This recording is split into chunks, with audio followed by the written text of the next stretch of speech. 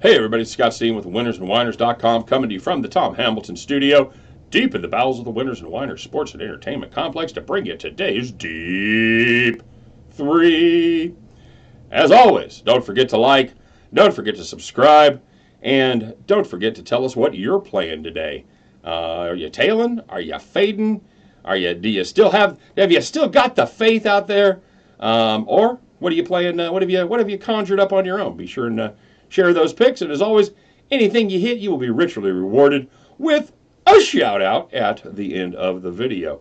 And of course, stop by the websites, won't you? StatSalt.com, winnersandwhiners.com for deep dives into every single game in America going on every single day. Stop by, check it out. You will not believe it. Sides, totals, derivatives, halftime bets, and propositions all over there at Winners and Whiners and StatSalt.com.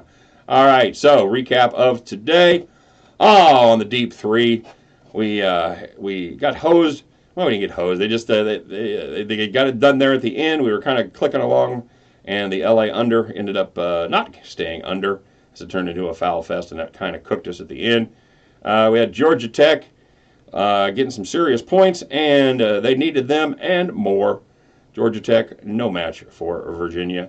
And we had the Texas Tech -8 in the first half. Actually, that ended up being -8.5, which was still a number that we got covered by having Texas Tech take care of business by 10 points in the first half.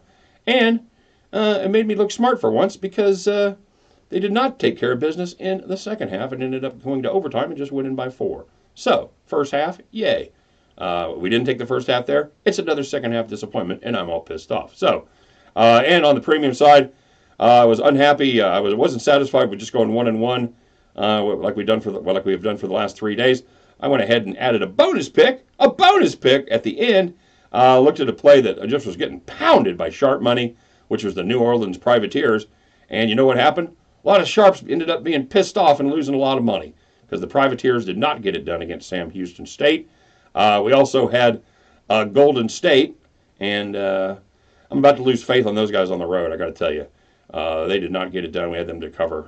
It ended up being 9, which I didn't even. I had it at 7.5 originally. It went to 9, 9.5. Wasn't loving it. I were just about a no play on that, but yeah. And we had the Houston Cougars to get it done, and they got it done against the East Carolina Pirates. So yeah, 1-2, and on we go. First game tonight. Looking at the Tulane Green Wave and the Tulsa Golden Hurricane, which is always just makes me laugh because that is about a dumb name for the middle of Oklahoma. I don't believe they have many hurricanes there, although they will have the occasional, and by occasional I mean every other day in the spring, devastating tornadoes that rip through there. So, anywho, I'm taking Tulsa here minus the 13.5.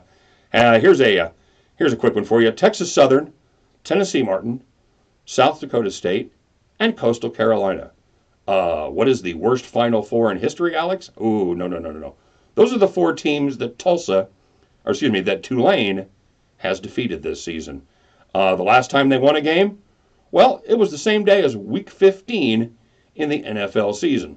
Last time they covered, it was the night before the Super Bowl, won that Saturday, the same night that Patrick Mahomes became the NFL MVP. Death, taxes, and the Green Waves sucking at basketball.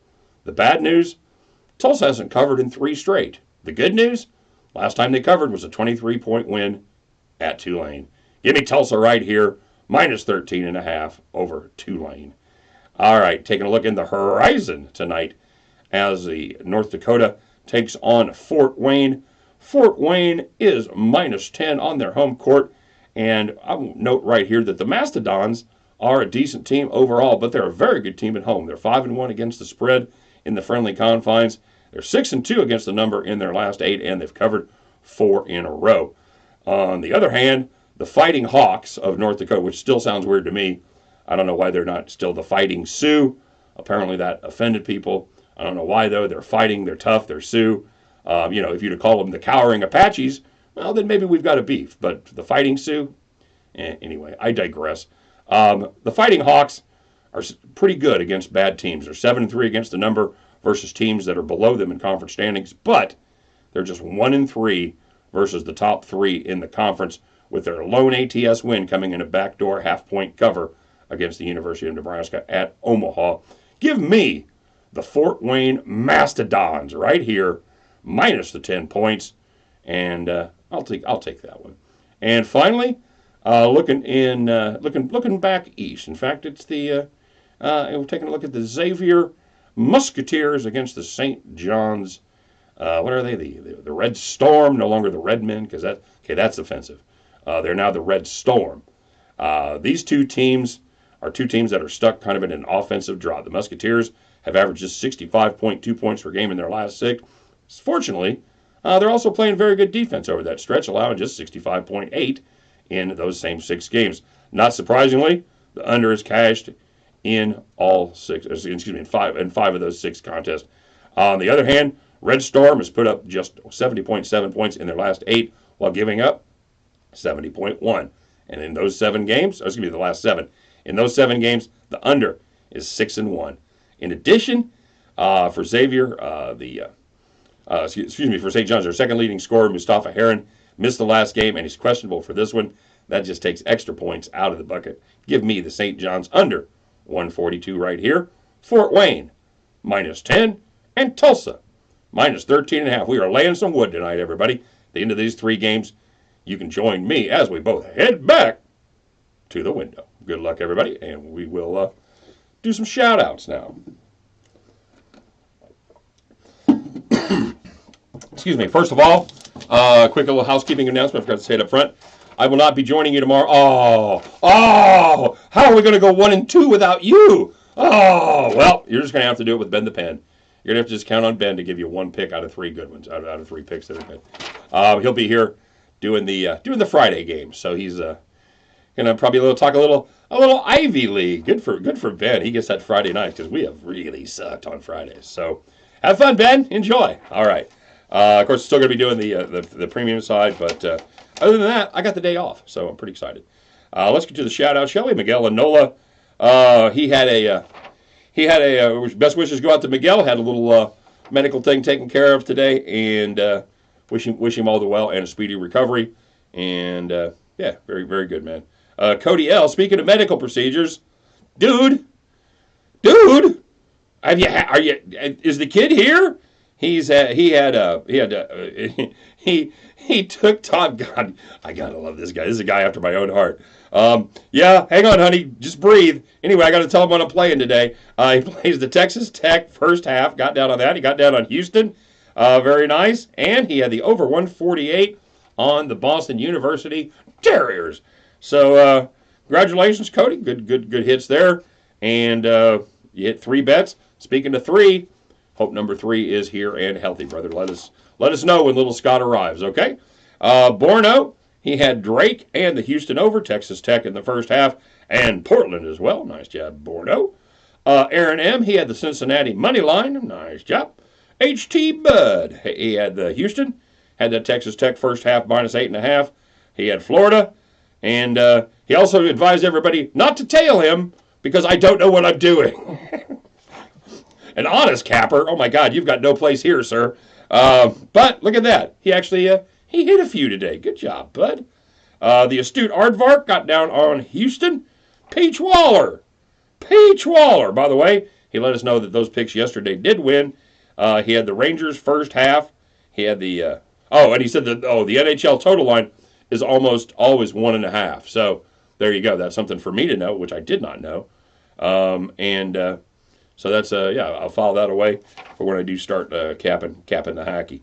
Buzzkill games. He had the USF over 129. Chuck P had the Minnesota versus Atlanta over 235, and the Washington versus Brooklyn over 237. It was a night for points in the NBA. Kent P had the St. Joe's Fordham under, and he also had Drake. Love the Drake. C-Dub. The Footy King, and he continued his run today. He had Arsenal, Southampton moneyline, and the Fiorentina at Atalanta. Both teams score. He also had Barcelona over 2.5. Holy crap, all those bets came in. Nice job, C-Dub. I don't know what the hell I am doing wasting my time on basketball when there is bank to be made on soccer. Steve F. He took a teaser on Drake and Northern Iowa. Nice job, buddy. Eric T. had the Blazers and Virginia, and he smartly decided not to touch anything from the state of Pennsylvania. Not a bad play. My favorite quote about the state of Pennsylvania has Pittsburgh on one side, Philadelphia on the other side, Alabama in the middle. No shit. If you've ever been there, woohoo! Gotta love the Amish, man. Which I do. I love their food. I love the Amish. But by the way, if you're Amish, don't come out. Well, wait a minute. I guess that's probably not going to happen. All right. Anyway, you can tell I'm already getting goofy, getting ready for my day off. So you guys have a great day. Good luck. Talk to you in the comments section. Cody, have that baby, would you? Tell your wife. Give your wife. We're giving Cody's wife a shout out tonight. Special shout out to Mrs. Cody L. And I understand there also a little shout out to Mrs. Aardvark, as she will be spending time with the astute Aardvark this weekend, getting a little time in before the tournament starts. And that's what I'm doing as well, sneaking in a couple of days off before everything gets nuts. So,